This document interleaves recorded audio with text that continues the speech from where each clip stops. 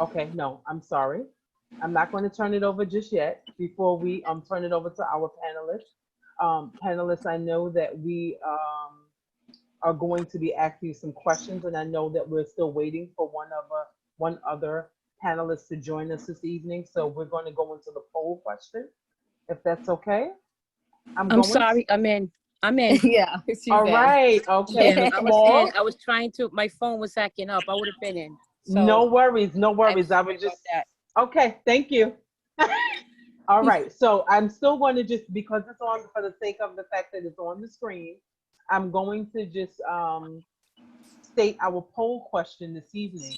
And I'm going to ask that all of the participants that's on the line, if you could please answer in the chat box.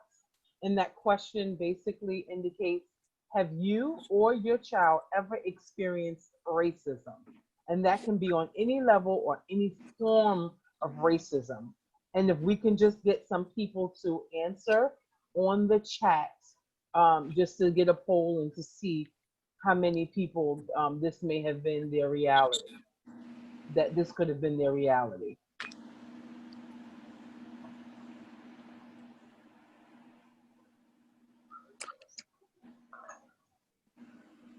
I'll just give it a few more seconds to see if anybody else responds.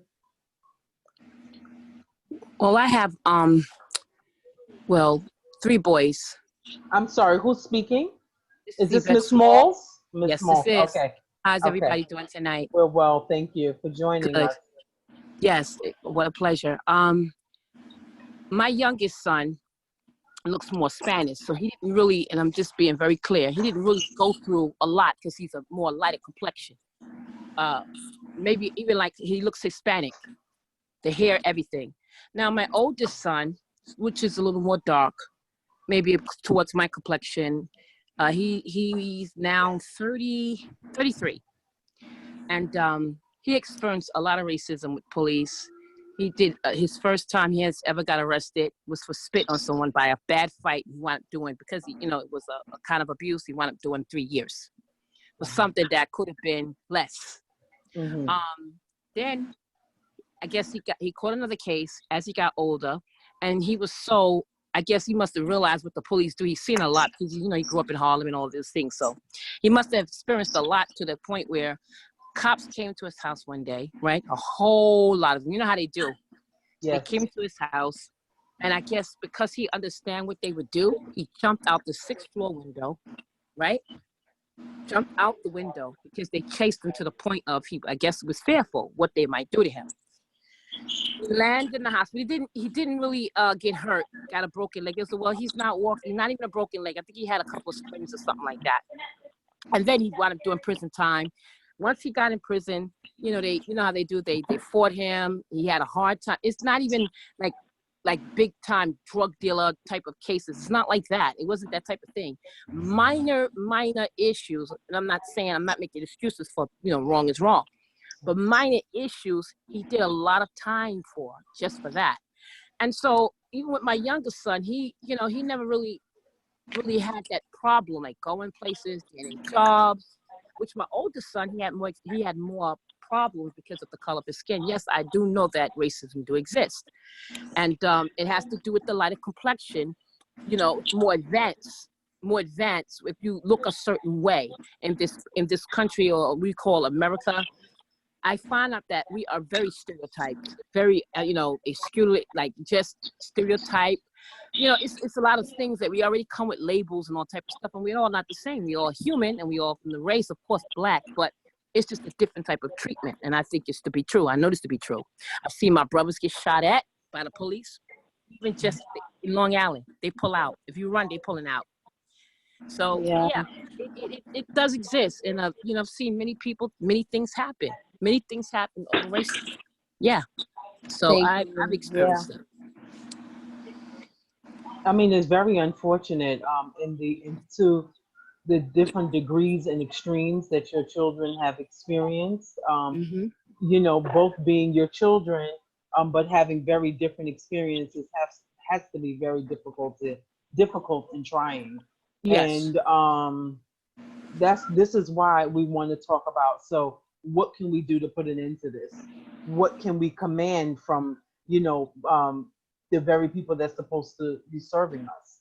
And these are the things that we want to hear as we move through this evening.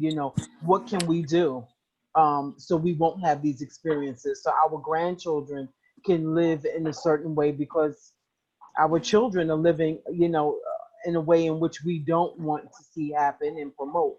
So Right. what can we do? What do we do? And where do we go from here? But Ms. Franklin, before you go any further, I do want to turn it over to Ms. Campbell, because I would like for us to properly introduce our panelists this evening. Thank you, Ms. Trina, and thank you, Ms. Yvette, for sharing that story with us. We all know that racism does exist, and it exists in so many different levels. It exists in the justice system, in the court system. It exists institutional-wide, inside of jobs, not getting proper employment because of the color of your skin, and not your credentials or your skills.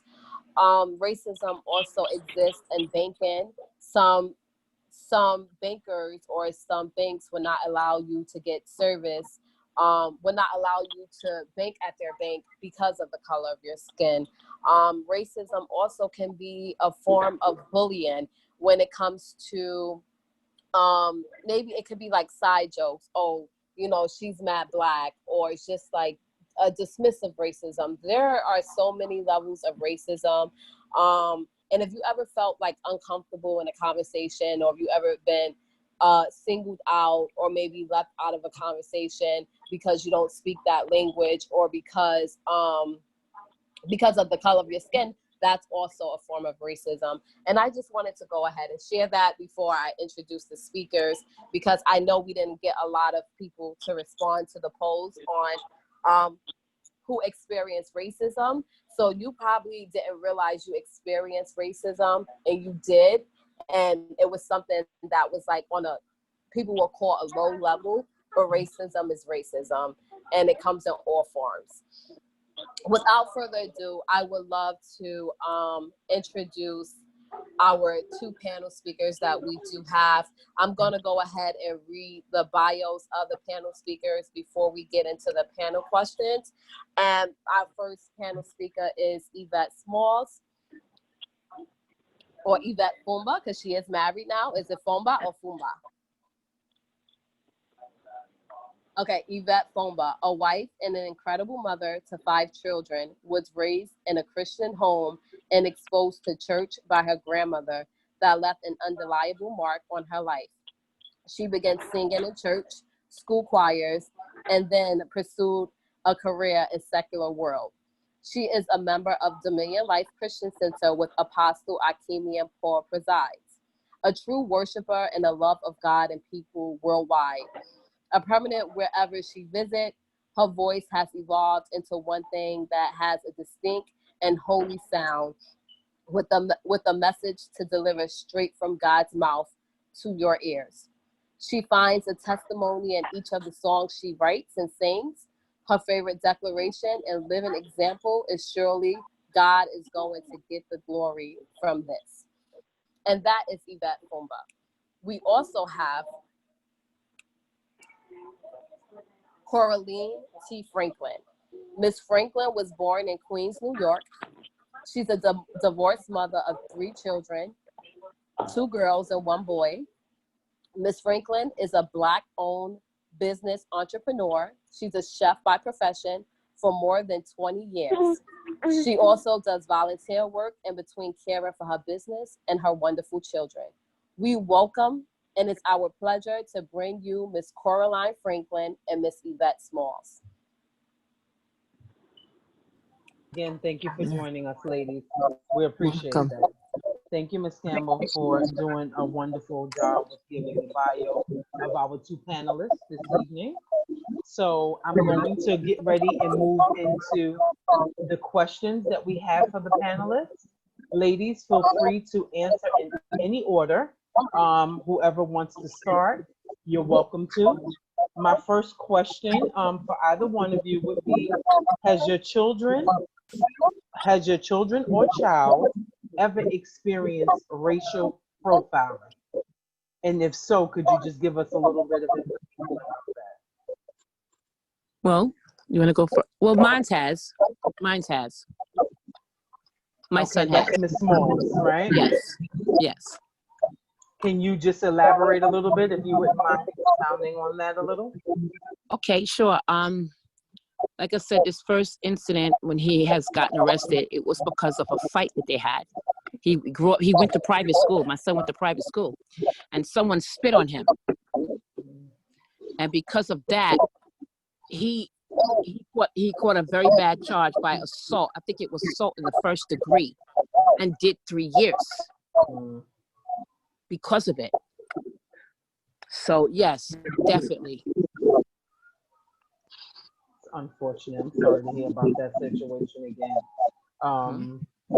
What about you, Miss Franklin? Can you hear me? Yes, ma'am, I can. Okay. Yes, ma'am. Has that ever been, has anything similar in regards to racial profiling? Has that been something that you or your family has experienced? Yes, my oldest daughter, my 28-year-old daughter, we are implants into the Bronx from Harlem, so right across the bridge. Where we live at in the Bronx. I'm sorry, Miss Franklin, you went on mute, if you could hear me. It went on mute, unfortunately. It's still there. Okay. Okay, can you hear me now? Yes, can you ma'am. Hear me? Yes. Okay, great. Good. So my daughter had gone to the movies. I think it was up in Nyack, which is not too far from us driving, maybe 35, 40 minutes driving. And the movie had let out late. So she was trying to get transportation back to at least as far as I want to say the Gun Hill section of the Bronx, which is like maybe 10 minutes from where we live. And it's at the bottom, like 230 Gun Hill section. And she said for the life of her, it would not bring her back to that neighborhood from Nyack. And she wound up having to walk. And in the process of her walking, her and my niece together, the process of them walking, some white boys threw milkshakes all over them and told them they were in the wrong neighborhood. So it happens. My Lord. It happens. It happens. Even in New York, even with me, about 2 years ago, like a white elderly woman, she verbally assaulted me and actually called me a nigger, like on the 4 train line. She was like, "That's the problem with you niggas now," and I had to catch myself, and I was like, "Oh, wow." Okay. Wow. You know, it's so very unfortunate because you would think we're further removed from these types of unfortunate instances and situations, and it's very hard to hear that we aren't in 2020. Very unfortunate, and I'm sorry for those experiences. Yeah. Well, it for myself and my daughter, the thing is that I know, and another one of my sisters said it not too long ago, that the pen is mightier than a sword. Yes, ma'am. So I taught my children, always make sure you take pictures. Always make sure that you have some type of document. So for my daughter especially, she actually was smart enough to take a picture of the license plate. When she got home, I found out what county that was, and we went there with their father, my ex-husband, and we filed a complaint. Absolutely. That my daughter was attacked by whoever this license plate belonged to. She was attacked by that person. We need action.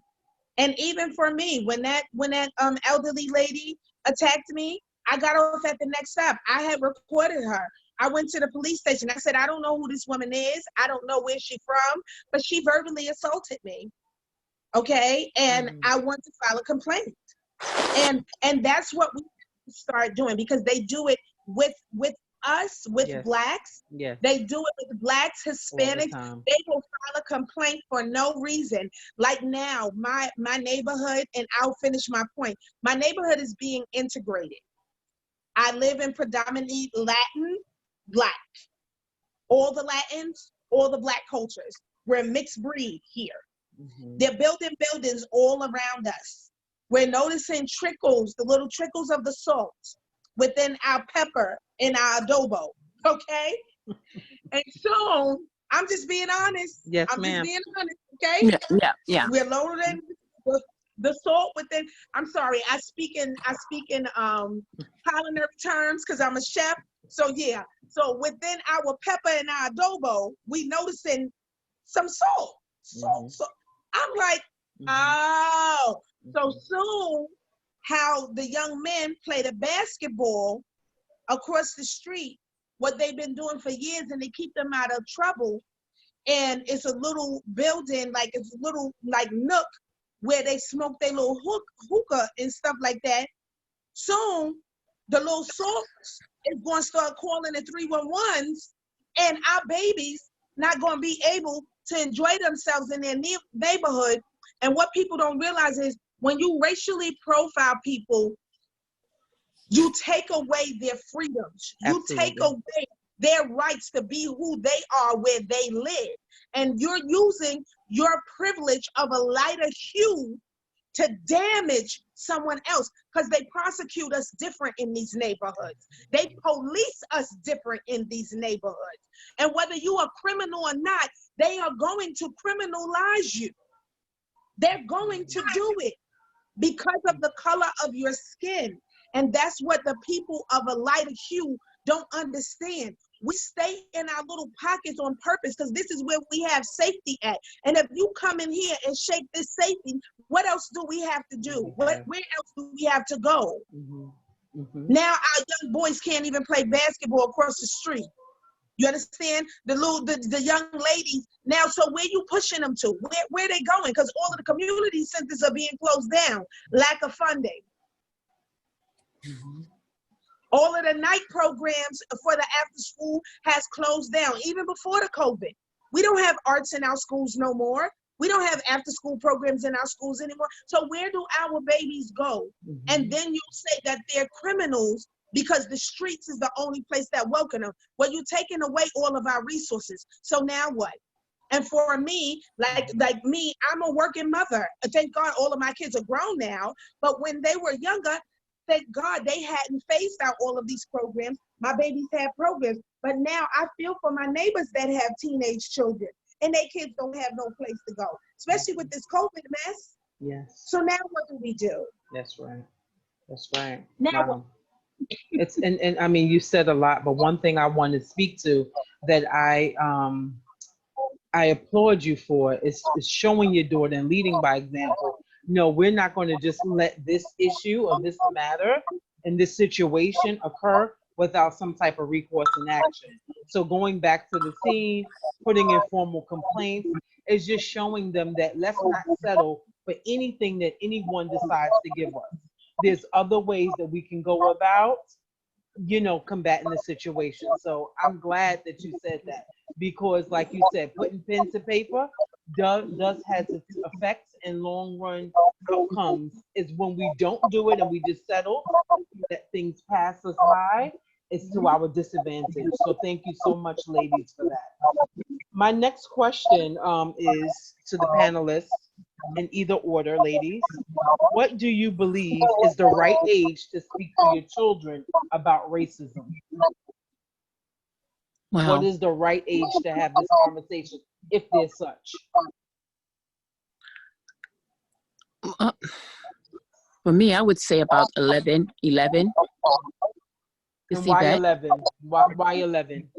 Because I feel like that's the right age for them to, like, not when say it just because it can happen while they're younger as well. Mhm. I just give it that age to give myself time, preparation for him to understand, or that he or she to elaborate to understand what it really means. Because some kids learn racism very young. Yes. Depends on the neighborhood you live in. Mhm. which I grew up in an all predominantly, I would say, well, middle class neighborhood when I was younger. My three best friends were Caucasian. I've never, like with them, I've never experienced racism that way, but I understood certain things. Like I could say, like you said, there's different types of racism. The mother was Italian. She worked with my mom. They were both nurses, right? I lived in Long Island, went to school with mixed kids, Caucasian, Black, different ethnics. And I spent the night at her house and everything. I've never experienced racism in her home because me and her daughters were best friends. Okay. I've never seen, so you're Black or you're this. That never came out their mouth. But there's different levels of racism. Sometimes you hear racism when a person get mad at you. You can have a best friend and it could be racist. My kid's father was racist. So, you know, it comes out in different forms. But like you said, there's different levels of racism. Not always somebody gonna tell you, oh, she's dark.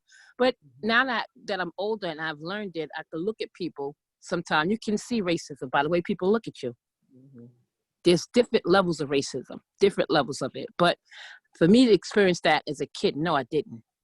But as I got older, yeah, I would say there was definitely, I understood more, even being little now that I'm big, that yeah, it exists. You know, so yeah. Thank you for that. What about you, Miss Franklin? What age would be appropriate, you think, to talk to your children about racism? I remember speaking to my son about it when he was about 7 years old. So besides there being racism from Caucasian people, there's racism in communities as well. Yes, definitely. Amongst lighter hue people, darker hue people. It's just, I hate to say it, but it comes from slavery. It comes from that light skin, dark skin fake. You know what I mean? It's horrible. It's horrible. I absolutely hate that it exists, colorism. I hate that colorism exists within my own people and my own community because just a small point. I'll say that because my father's West Indian and my mother's Southern, and sometimes West Indian Blacks and Southern Blacks look at each other different when we all country. You understand? So, but sometimes West Indian Blacks feel like because they have an accent and they have a little bit of culture and they can track their culture back to someplace other than America, that it makes them a different type of Black, if that makes sense. Yeah. Like, you know, right. They American Black. So and I say that because I lived it.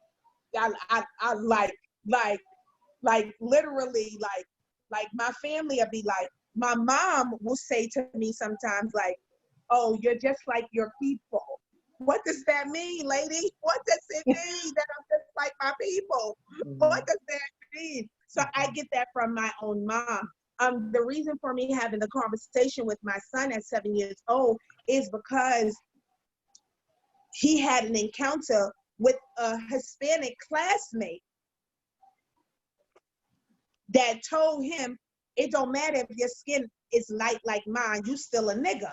This is second grade. I said, yeah. I said, okay. Yeah. I said, hold your mule, sis, hold your mule. That's me talking to myself. I said, hold your mule, sis, hold your mule. Don't be hella Black right now. Just calm it down. Yeah. It's unfortunate sometimes. It's sometimes that people bring you to these conversations. Not that you necessarily want to have them at that given time, but they can sure enough expose your kid in such a way where you have to sit down and have the conversation. Absolutely. Yeah. Absolutely. So I've always been the type of person, thank God, to my parents, you know, they always taught me to fight for justice. So of course, me and my ex-husband called the meeting, called the principal, called everybody. We called Jesus too.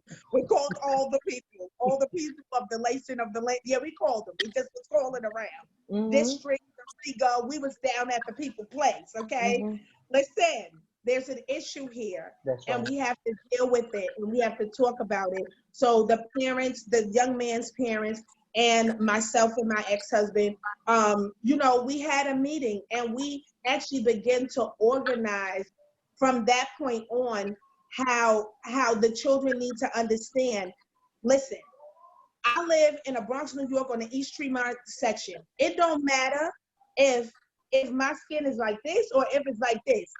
If them Jews sell this building I live in today or tomorrow, we all got to get out of here. So, hello. Yes. Yes. So as different as we think we are, we're not. We live in the same dwellings. We That's right. experience the same things. We have the same plights because we live in the same surroundings. So it doesn't matter if your language is different than mine or your skin complexion is different than mine. If we live in the same dwellings and live in the same surroundings, we experience the same things. We're all here, which means we don't have no place else to go. We right here, right now. So we actually started, the parents and I actually started talking, and believe it or not, my son and the young man became best friends. So it's all about communication, conversation, and action. We got it from the smallest to the biggest. Whether it means getting a petition, or it mean sitting in the district office at Zariga Place. Hello, good morning. Yes, ma'am. Like this lady been here for 3 days. Why is she still here? Because I'm not comfortable with that taking. So you can't tell me you can't sit here because it's my right. So I'm gonna sit right here. I ain't disturbing nobody, but I need y'all to take action on this. But that's the action. That's the type of action that we need to start putting. We can't keep sweeping it under the rug. This is the type of progressive thinking and moving that we need to have. All right, ladies, I'm going to go on to my next question. Have you had the talk with your child on how to respond when being stopped by the police?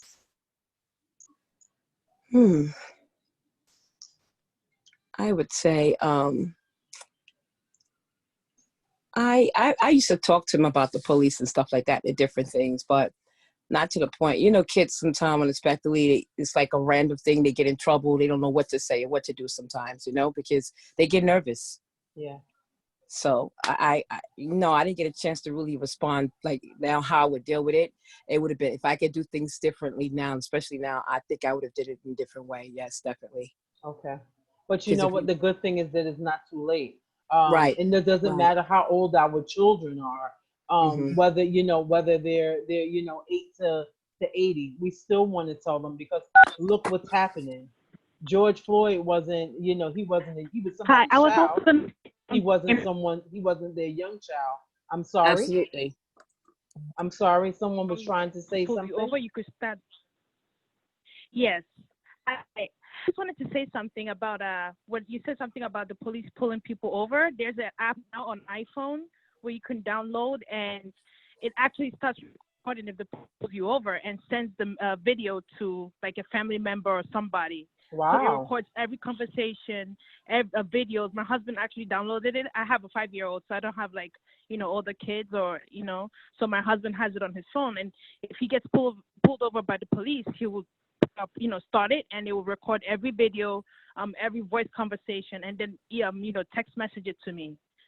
So I don't know what the name is called, but I think people should look into that too. Just if you can get the name before we get off this evening, will be amazing. But isn't it something that this is how we have to now program ourselves, because we don't know how things and what's going to transpire and take place when we have encounters with the police, the same very people that's supposed to protect us, right? Unfortunately. I'll find out. But thank you. I appreciate that. And that is great information. Thanks for sharing that. Ms. Franklin, were you going to speak to having to speak to your child or your kids about how to respond? Yes. With police? So My oldest child is 28 years old now. She's a female. She started driving not too long ago. I just had to have not just had to have, but I had to have the talk with her. You know, if you are pulled over, roll all 4 of your windows down, all 4 of them down. Do not have none of your windows rolled up for no reasons at all. Okay? I said you take your keys out, you sit them on top of the car. Put your keys on top of the car. Always make sure you have a copy of your license and registration right in the dash, and you announce everything you're doing. And before you do any of it, you make sure you hit record on your phone.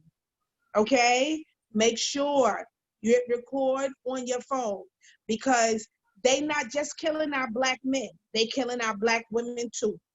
So it don't matter. And then another thing I said to her too, if you look at them, most police officers have the camera, the body cams on now.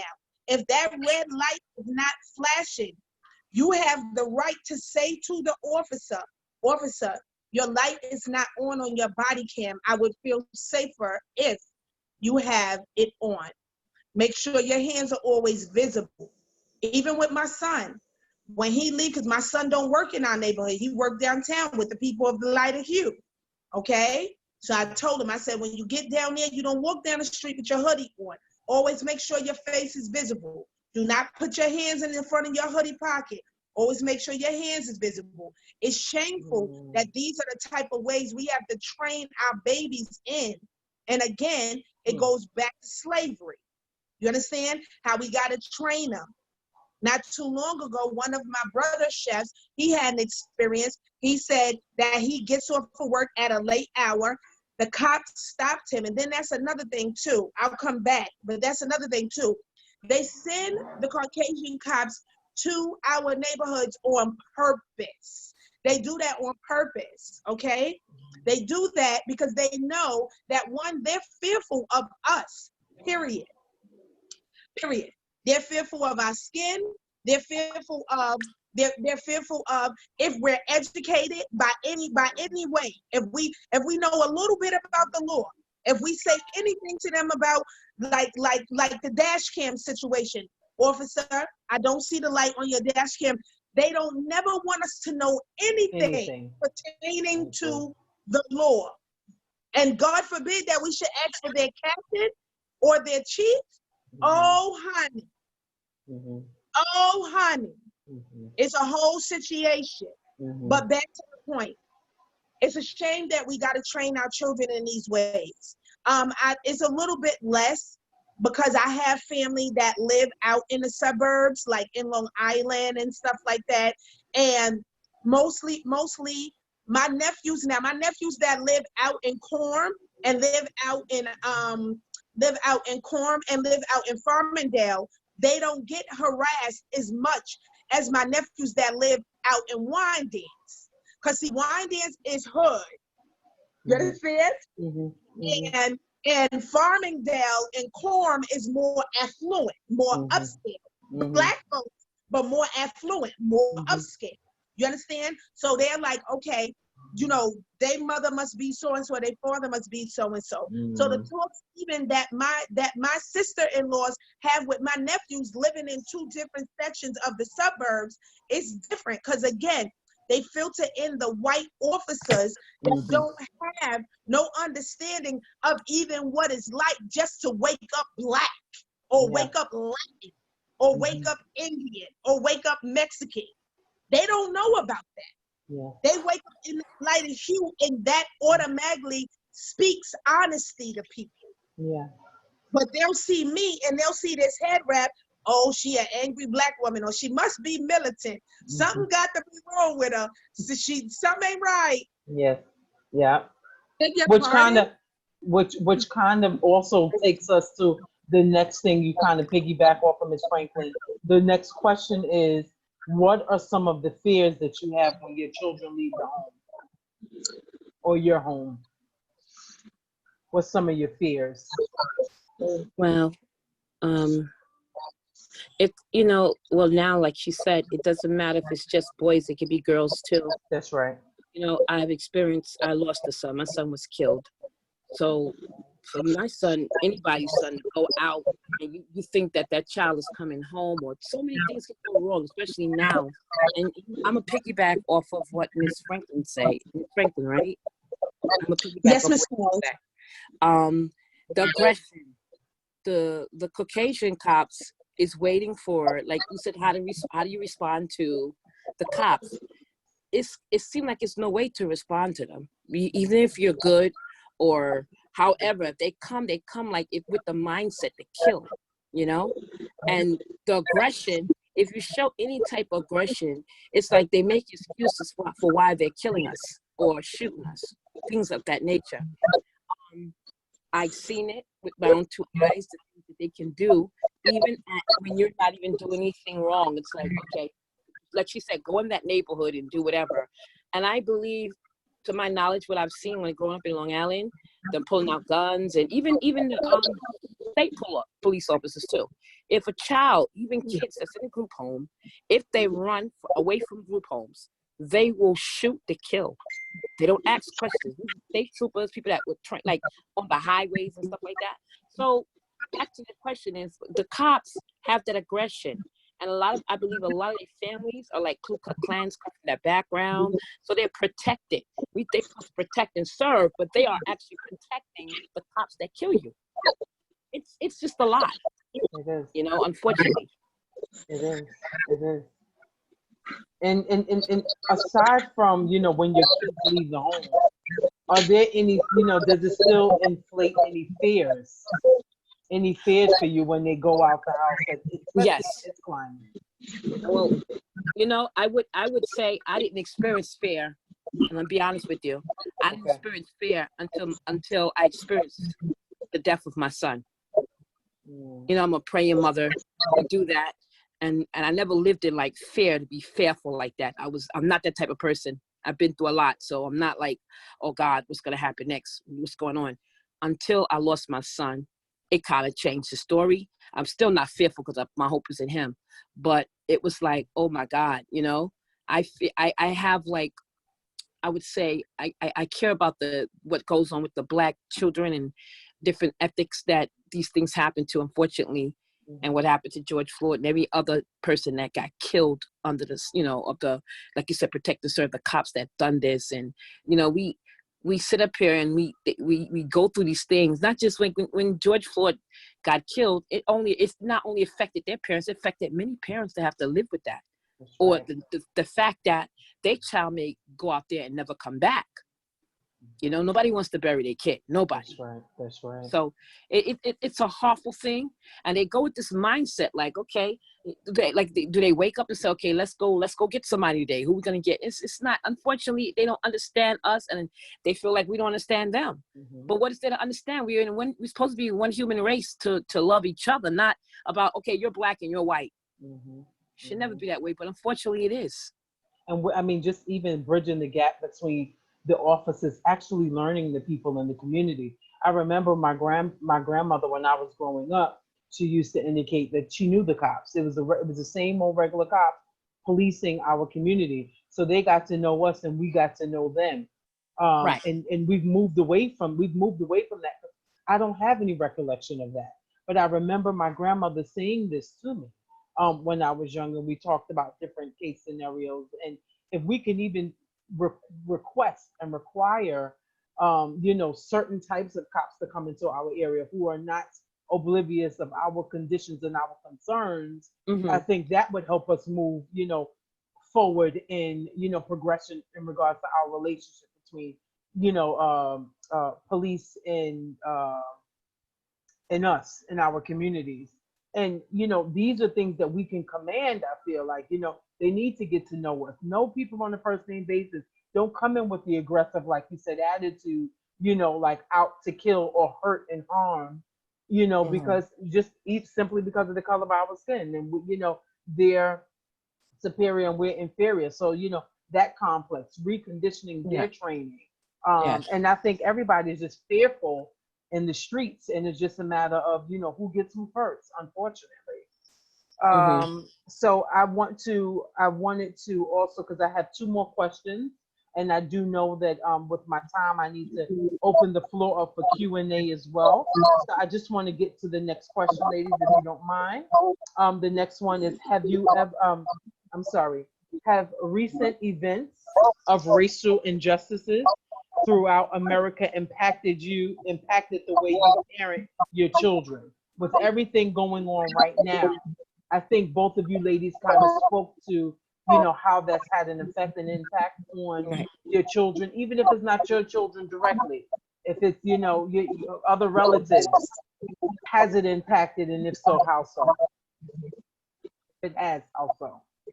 Well, I'm raising 4 grandboys, and they're all at the age group of, okay, the oldest one is 12. Well, he'll be 12, I'm sorry.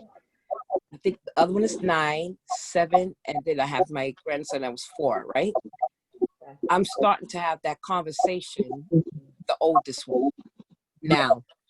So now that he's out and about in the street and hanging out with the friends, in Brooklyn, now it's time for me to step in and do something different, because older generations a little more different from the younger ones. Yeah, I know that already.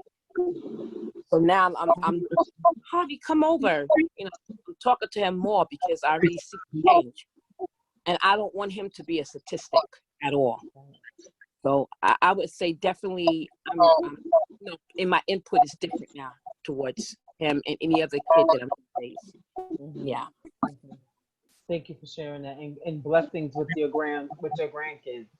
Thank you so much. Okay. What about you, Miss Franklin? Based on the climate and everything that's going on right now, how does that impact the way that you parent your kids or other family relatives? Well, for my children, they range from the age of 21 to 28. So it's just a matter of advice and guidance for them. For my younger nephews, I have nephews that are like 11, now. Fortunately, thank God, they live, in neighborhoods where they're out of the inner city. They have backyards, they have even my younger nephew that's like 6, he's down south, so the conversations are different with them than it was with my inner city children. For lack of a better word, I was the rogue one. I had to stay in New York. I did not want to go down south. I was that one. I was her. The South wasn't quick enough for me, or even like, certain sections just wasn't, it wasn't where I could, be mobile, basically. So that caused me to have different conversations with my inner city children, as well as some of their friends, like my son grew up with some of their friends, and even in the building that I live in now, all of my neighbors and their babies know Miss Cora. I feed the kids, I chat with the kids, Denasia, come here. And even some of, the people that some people in the neighborhood might find less savory, it's not what you say, it's how you approach them. It's the approach. So if you approach them in a certain way and say, hey, listen, if that was your mother, your grandmother coming down the block, would you want her to walk past somebody doing what you're doing in front of them right now? So at least have a little bit of respect and tell homie to step to the side, wait for Miss Mary or Miss Maria to pass by, and then you do what you got to do. You understand what I'm saying? So the conversations are different. You understand? The conversations are different depending on where you raise your children at, what neighborhood you raise them in, what the access is between them and the police officers. It's a completely different thing, so different time, I had unfortunately. different conversations with my babies than I'm having now.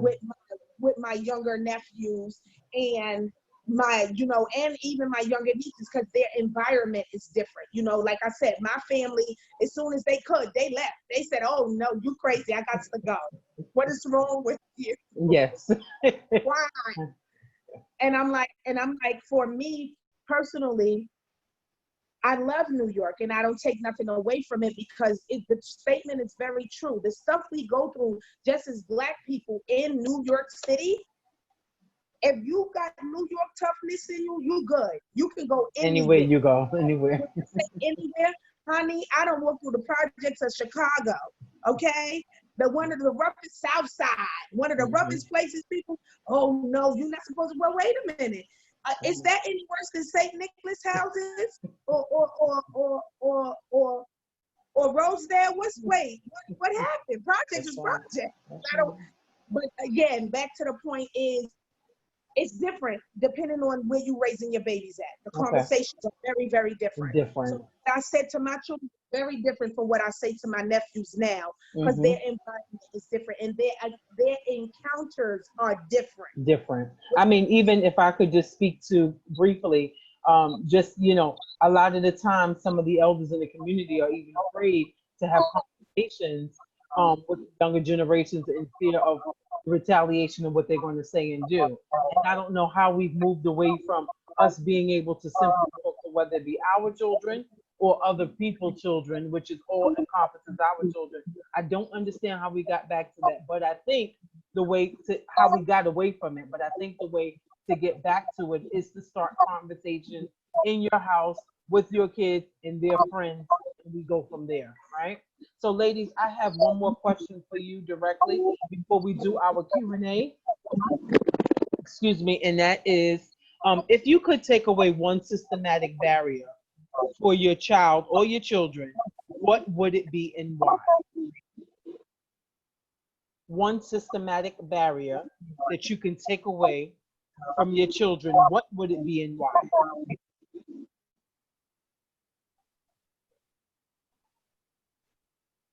Miss Smalls? Well, she put us on, she might be, okay. Yes, I'm here. I'm Okay. here. Okay. I'm listening. I was listening to the question. No worries. So I'll repeat it one more time. Yeah. If you could take away one systematic barrier for your child or your children, what would it be and why? Okay. The biggest, for me, it would be racism, because it affects everything around us. Everything. It would be racism. Okay. And that's it. That's my answer. Thank you. Yep. What about you, Ms. Franklin? If you can take anything, what would it be and why? Financial imbalance. Access. That's Financial good. imbalance. The reason why I say that is this. Money, more than anything, or education of money, or education of how to use money and make it work for you, doesn't negate or delete the fact that you're Black, but it opens up access to other avenues that you might not have access to with lower income. That's you right. understand? That's good. More than anything, as Black people, and I know this is a little bit to the left, but I'm gonna come right back. We run the industries, we drive the economies, we basically fund the world. We do, because we don't own nothing, so we have to go to everybody else to get everything that we need. Yeah. Okay. Yeah. So the reason why I say financial balance is because if we take all of our money and stop giving it to everyone else, we can now take back our communities, now take back our schools. What do Caucasian people respect more than anything on this earth? Almighty dollar. Whether they say they're Christian, whether they say they're Muslim, whatever God they believe in, they respect that dollar more than anything. They can't survive like we survive without it. They kill themselves when they lose their wealth. They can't make it. Mhm. So if we can close the gap by businessing with each other and understanding that we need to obtain assets before liabilities, Mhm. that instead of buying a Mercedes Benz to park it in front of the projects, you need to take that down payment and put it on a home, which creates equity. Yes, ma'am. Yes, ma'am. Mhm. now now we playing like they playing. So while financial balance will not negate the fact that I am a Black woman, what happens when I become a homeowner, it evens the playing field. Now I have something that I don't have to go to you and ask you for a business loan, because now I have equity in my home and I can pull off of that and fund my children's businesses, fund my businesses, and start to create generational wealth. So that's more than even the racism. You understand? Because they respect the dollar. They respect the power of the dollar. They Also, respect that more than anything. also talking about generational wealth, I just want to put a quick plug in Oh, yeah. also. It's important for us to make sure that we invest in life insurance policies, and not just enough, not just enough, to cover burial costs, but we should also gather enough that we can leave money behind to our people, our children, our loved ones, because that's the way other people do it. So when we get smart enough to know, do not live in this world and put the burden on anybody when you transition, you be responsible and you look out not only for yourself, but for those, your legacy, those that you leave behind. So I just wanted to piggyback off of that and add that as well. Yes, and again, like I said, I am the rogue one of all of my. Everybody asked me, because I got married, started my family, did everything a little bit earlier than most people would. You know, I was married and had all three of my children by the time I was 24 years old. So I've had a life insurance policy since I've been 24 years old. And of course, you know, my people, you know, why you got life insurance?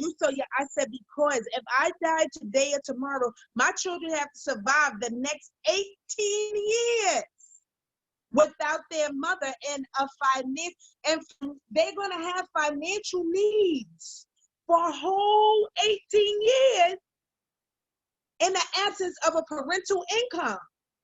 So I'll stop here. We have to start educating ourselves, number one. Okay, we got to educate ourselves on accruing assets and not liabilities. That's number one. Will that stop racism? No. But will it bring you respect? Absolutely. Just imagine if every woman stopped going to the Asian to get their makeup, their hair, and their nails.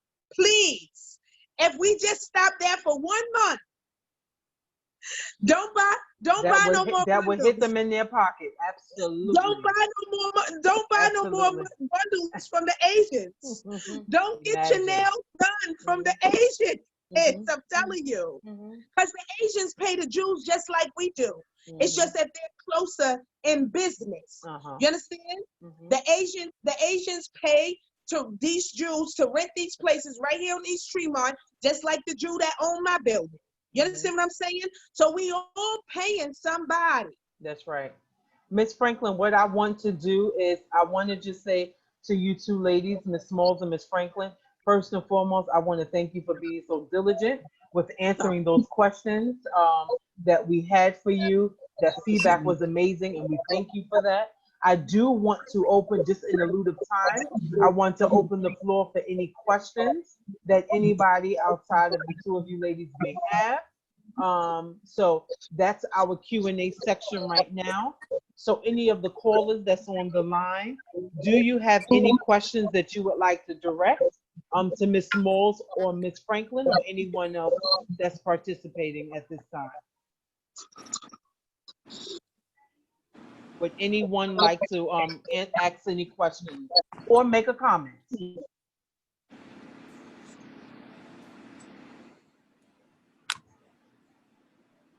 Any questions or comments are welcome. I don't have any questions. My name is Catherine. I don't have any questions. I don't have any comments. Well, I have comments. I just want to say that both Miss Yvette and Miss Coraline, you guys did amazing. When you guys spoke, and y'all spoke with such truth and such honesty, it's like y'all broke down walls, y'all broke down barriers, and knowledge, and definitely. yeah, and y'all dropped a little knowledge. Y'all download some knowledge on us, and I would like to just thank you for being so transparent.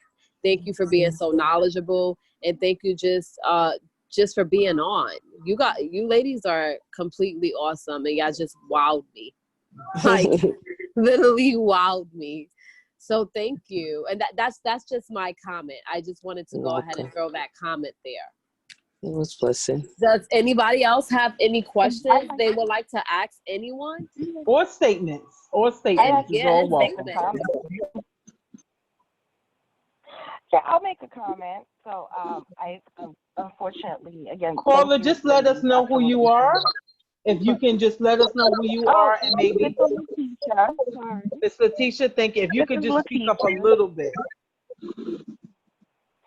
Oh, I will try my best. Hopefully Thank that's a little better.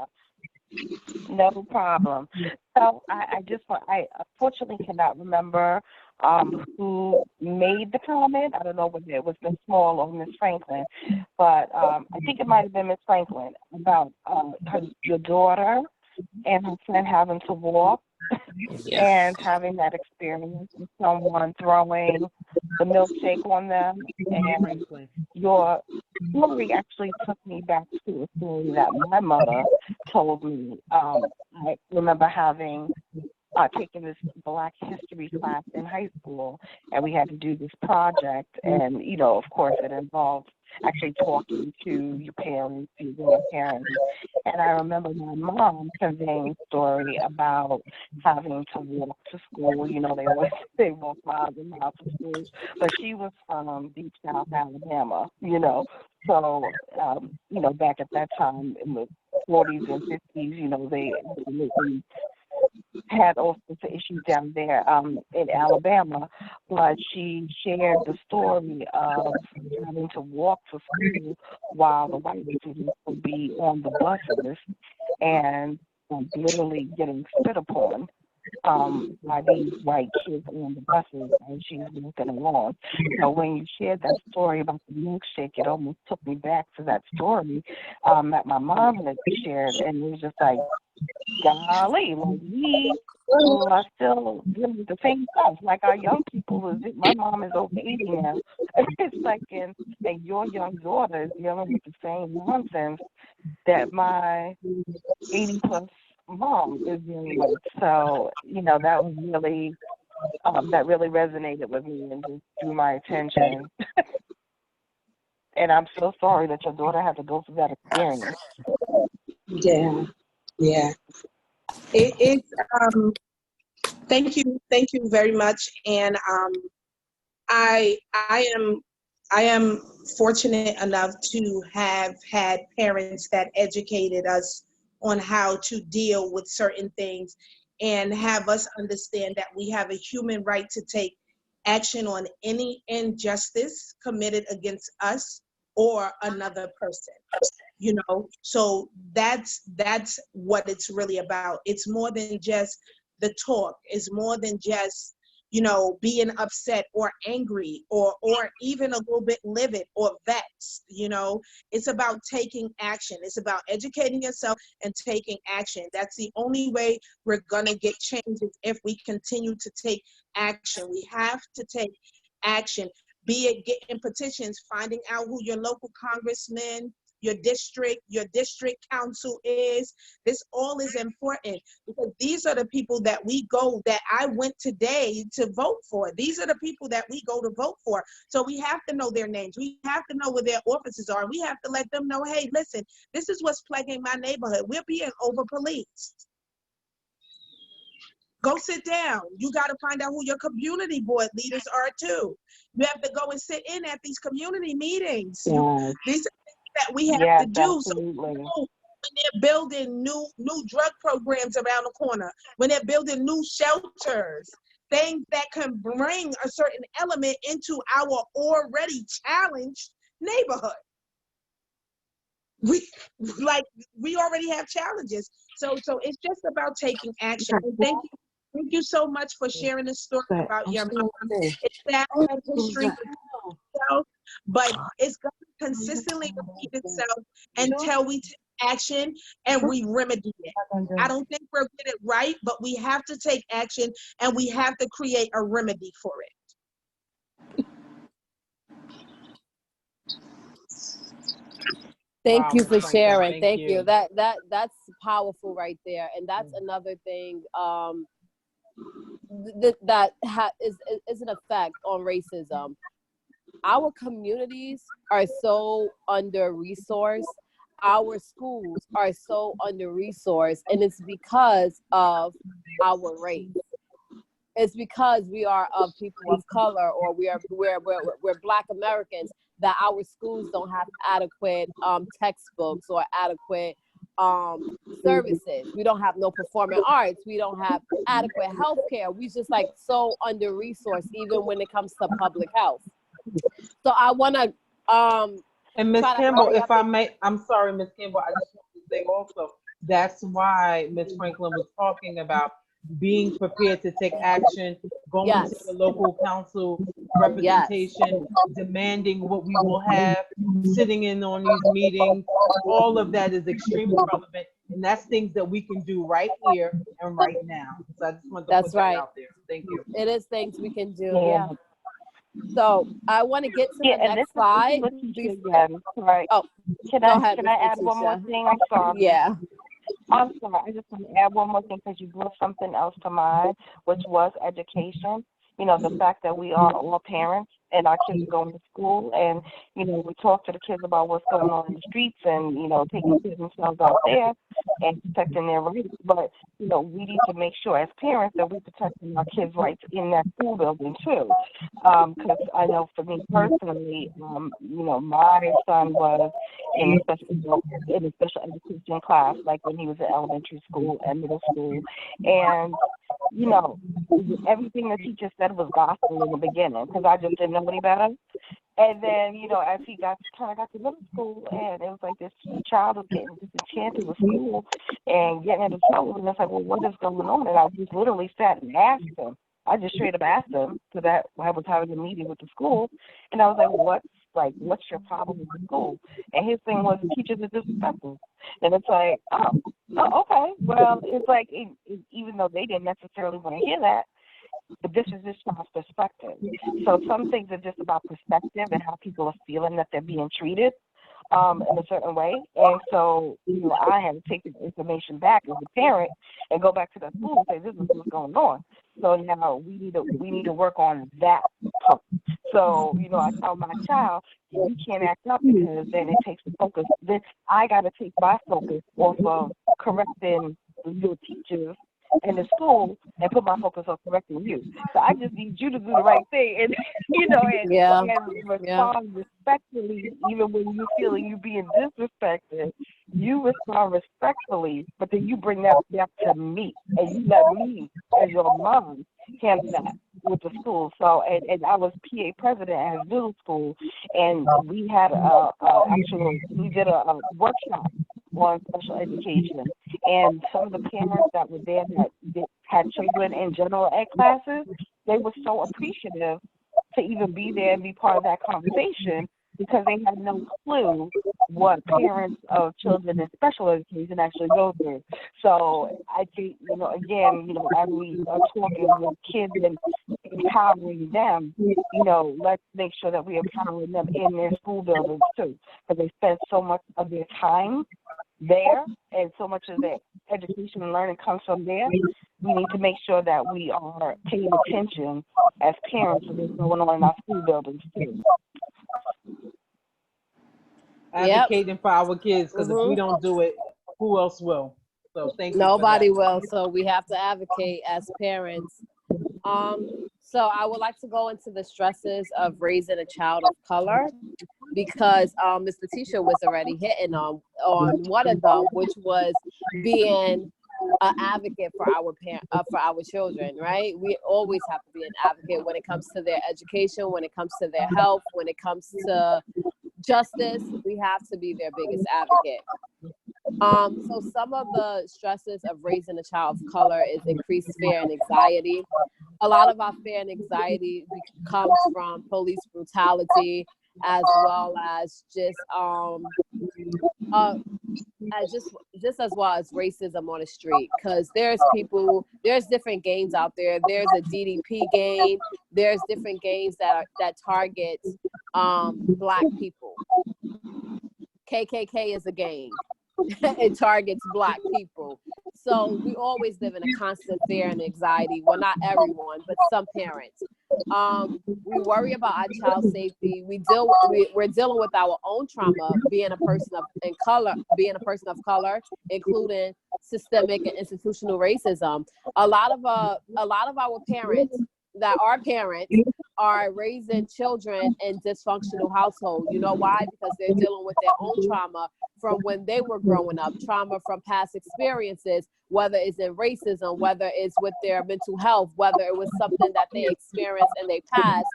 We have so many parents that are dealing with trauma, and now these parents who have not dealt with their trauma are raising children of color in dysfunctional households. Another stressor that we also deal with is microaggression and parental microaggression as well.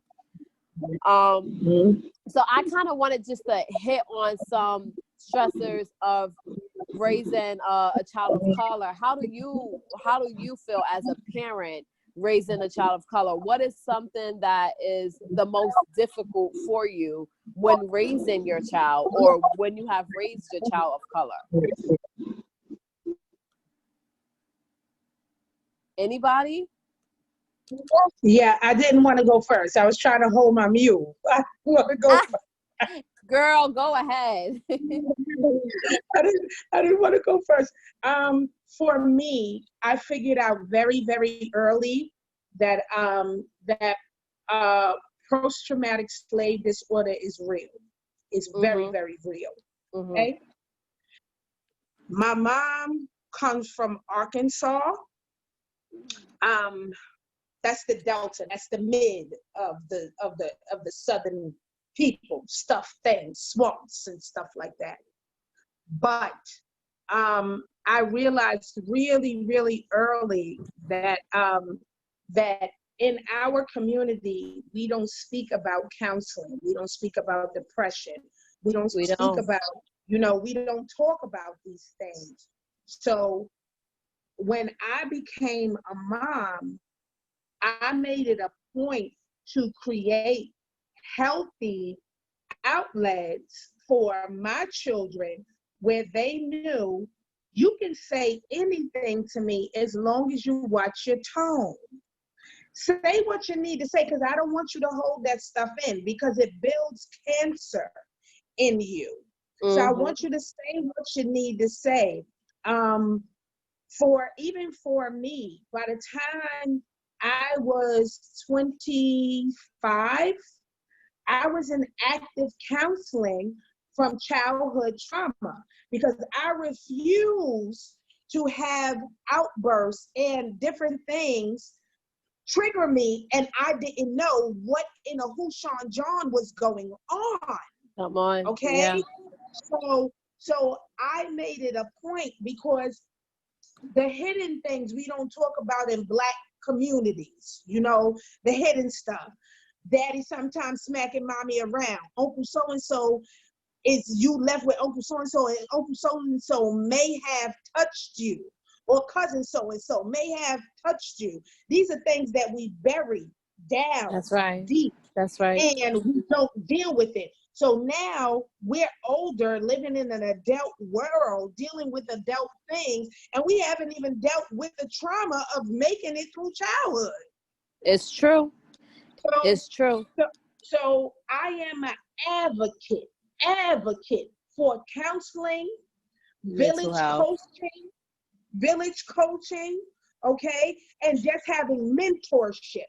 I am a good grown woman, good and grown. I still have 2 mentors, and I speak to my bishop and my first lady readily.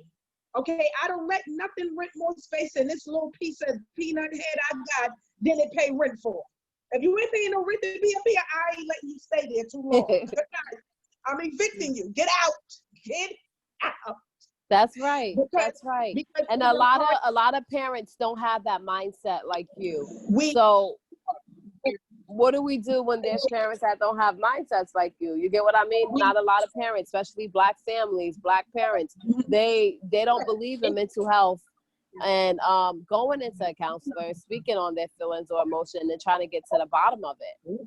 that's when you turn to your village, whatever that looks like for you. There's always that 1 or 2 people that you keep really, really close to you. You just have to be open enough to say, hey, there is an issue.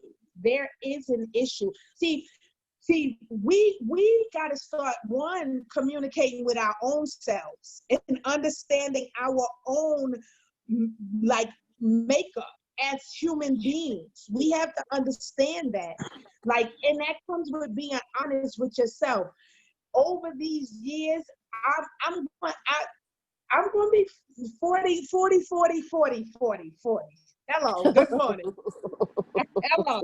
Okay, I'm going to be a couple of 40s, okay? A couple of them things, okay? Here goes right here, boom, okay? So at the end of the day, it's about you now getting to a point of honesty with yourself. And this is even for me, because I get up and say mantras to myself every single day, okay?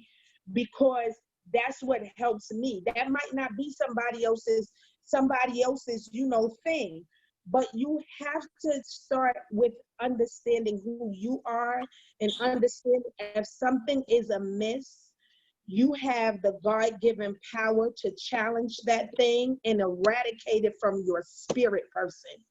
That's right. Have the power to do that. And that's what we don't walk in. We do not walk in the power to eradicate any unhealthy, unkind things from our own Girl, person. you better go I'm giving you hand snaps right now. I don't know how to I'm snap, but you sorry. getting those snaps. You're getting the I'm snaps. You better sorry. go ahead. But that's what we struggle from as Mhm. as Black people, and some of it is generational, and some of it is brought on by poverty, and some of it Come is on. brought on by the generations before us not being educated in it. But you, as a human being, each individual have the power of choice. That's right. That's the power, and not only is it a power, but it's a superpower. Each individual has the power to choose. Am I going to be like my mother and my father, or am I going to look at them, look at the good examples and the bad examples, and take the good that I need and go ahead and leave that bad stuff there? Matter of fact, I'm going to dig a 6 feet hole on the bad, bury that bad booger, cover it over with dirt, and plant a rose garden over it, so that it never resurrects again. We turned it into That's something right. beautiful. That's right. So That's right. we gotta tap into our village people. We do.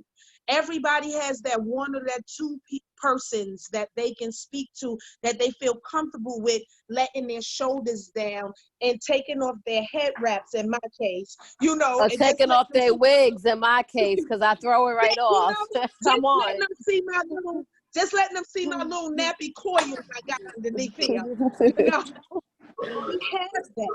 And we have to begin to use that more and trust our own selves more.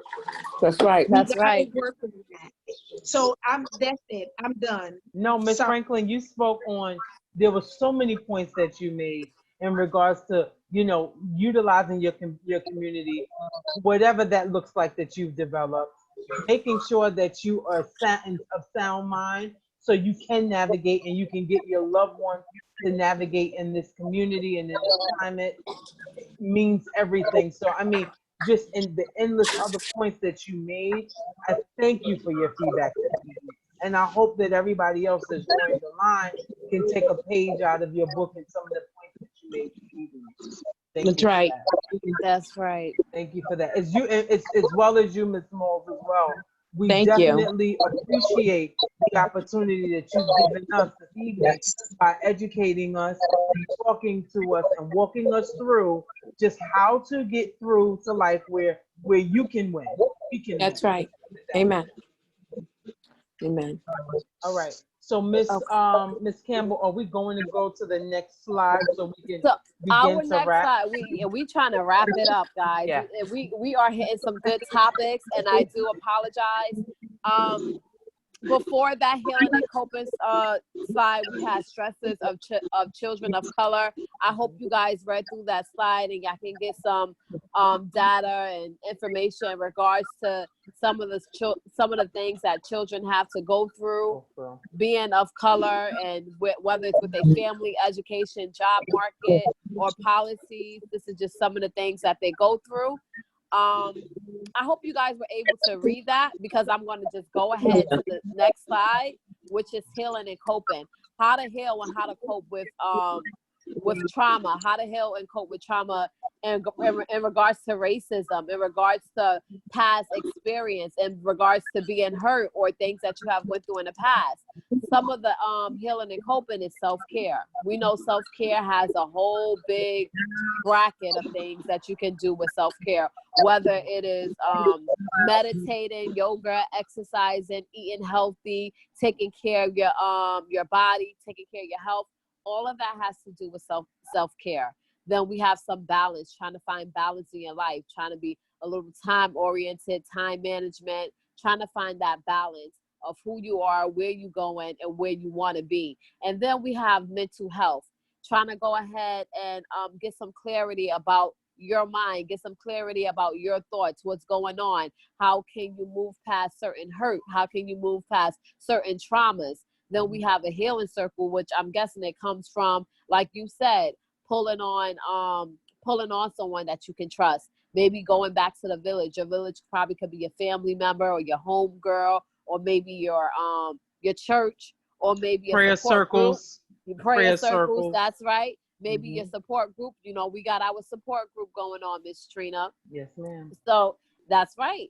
Healing circles, a support system, and a healthy lifestyle. This is how we can push back. This is how we can heal, how we can cope, and how we can be better and have a better balance in life, you know, a better mindset. This is some of the things that we can do to help us with trauma in regards to any type of trauma. It don't have to be racism. It can be some past hurt. It could be maybe some racism that went on, because there is black on black racism. And I know Miss Smalls and Miss Franklin also spoke on it, being of light skin and of dark skin. Sometimes you get shamed about that, how to deal and how to cope with being, you know, Colorism. being colorism. Within your own, yes. That right. Exactly. Yeah. Being rejected by your own kind of people. So And if I can just jump in as well with the healing, and coping, I just want to say it brings me to, just like when we're on the plane and they say, put the mask on yourself before you put it on your children or anyone else, or your child or anyone else. This to me speaks to, you have to do this type of healing and coping for yourself before you can do it for anybody else. So I just wanted to bring that point home as well. And I know this is not up there, but I want to bring something in as well. Letting go of that past hurt, letting go of that trauma, letting go of that experience. A lot of times in Black culture, we don't know how to let go. We want to hold on to the same old songs. We want to hold on to the same old stories, and we want to keep saying these stories. But letting go of that hurt, saying, hey, I've been hurt, but I'm not going to let this reflect how I parent. I'm not going to let it reflect where I'm going. I'm not going to let it reflect my mindset. I'm not going to let it reflect my business, my family, my finances. Let that go. Well, that's where the counseling comes into play. So Ms. Franklin That's spoke to right. that. Don't think of counseling as a negative thing, as this taboo. We have to move away from those sense of thoughts and say it's okay to speak to Transitioning your someone. mindset. Let me put down these bags because I've been holding this weight for way too long. It's time for me to change and turn things around. So this is That's healing and right. coping for us. We're going to move on to the next slide. Yes, and our next slide is going to be resources for Black family who's been affected by racial injustice. We have some slides here. We have some organizations that help fight that helps fight equality. Yes. How to have that talk with your Black son or with your son in general. How to have that talk on racism when it has to deal with Black women. We have some slides on school counselor. Just some things that you can talk to about with your school, with your education, getting involved with racial injustice there, because we experience a lot of racial injustice from the education system, whether it's a Caucasian teacher or a Black teacher. We experience a lot of racism there. Me as a Black child going into a lot of different schools, I dealt with racism. I dealt with stereotypes.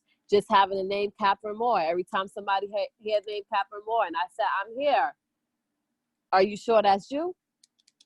You know? So, we have some things here with how to deal with racism inside the school. We also have some resources in regards to Black mental health. So if you want to seek a counselor, if you have been hurt, if you have some past trauma, or if you have been hurt in racism, whatever it is, whatever trauma you want to work out, whatever you need to work out, we got some resources here for affordable health care that do accept insurances and everything else. And you have access to an online counselor for blackmentalhealth.com. I want to move forward to the next slide. Mm-hmm. I want to say stay updated with future events by connecting with us on connecting with iRaise on social media. iRaise is on social media, and I urge you guys to connect with us on Instagram. You can go to www.instagram.com/iRaise.inc. And then we are on Facebook at iRaise.org. So that's you / and you want to go to iRaise.org. For our upcoming events, we do have live talk, Black Lives Matter on June 30th. There's the link for you guys to go ahead and to register. So Black Lives Matter Youth Engaged, June 30th at 6 p.m. That's one of our upcoming events. You can join, spread the word. We also have Black Youth Experience Reimagined. So this is a summer program. You can register now. It's for teens aged 12 to 19. If you have a teenager or if you know a teenager that will be interested, we urge you to share this link, get involved. We are doing some big things with iRaise. We are embracing our Black communities. We are embracing our young generation of color, our Black brothers, our Black sisters, daughters. And and the sons, I just want to say, go ahead and make sure you go ahead and register or send that registration link out to someone you know who can benefit from iRaise and the things that we are doing. We are making big moves. We want to go ahead to the next link. We want to hear your feedback from this event. We do have a form that you can access. We would love to hear your feedback. And we also have iRaise Parent Support Group. We meet every Tuesday at 7 p.m. If you need some support and if you feel like you need a place where it is safe, where it is warm, where it's welcoming, come and join us. Me and Miss Trina are the facilitators of the Parent Rise Support Group, and we have phenomenal talks. We do phenomenal things with our group of mothers. Our mothers are very engaged. They don't miss a session. They are involved, and we are here for you. So I urge you guys to go ahead and join our support group. And I want to thank you for attending, and we hope you enjoyed yourself, and we enjoyed having you. So thank you so much for attending. We Want to Breathe live discussion, and I hope everyone have an amazing night and y'all learned something great, and some knowledge and some wisdom was downloaded in y'all spirits, and y'all can take something home if y'all not already home, but take something with y'all from this live discussion. And I want to thank again Miss Coraline and Miss Yvette for being on. You ladies were wonderful. Thank You were you. transparent. Thank you. Y'all did an Thank you. amazing job. And I am Absolutely. so Thank proud you. of this discussion. Miss Trina, thank you for co-hosting. Thank Yeah. you. Amazing. You always go strong, Miss Trina. Oh, thank You you, Miss never Campbell. I fail. follow your lead. I follow your You lead. always go strong. So thank you all. And have a wonderful night. Have a good Okay. night, everyone. Everybody have a good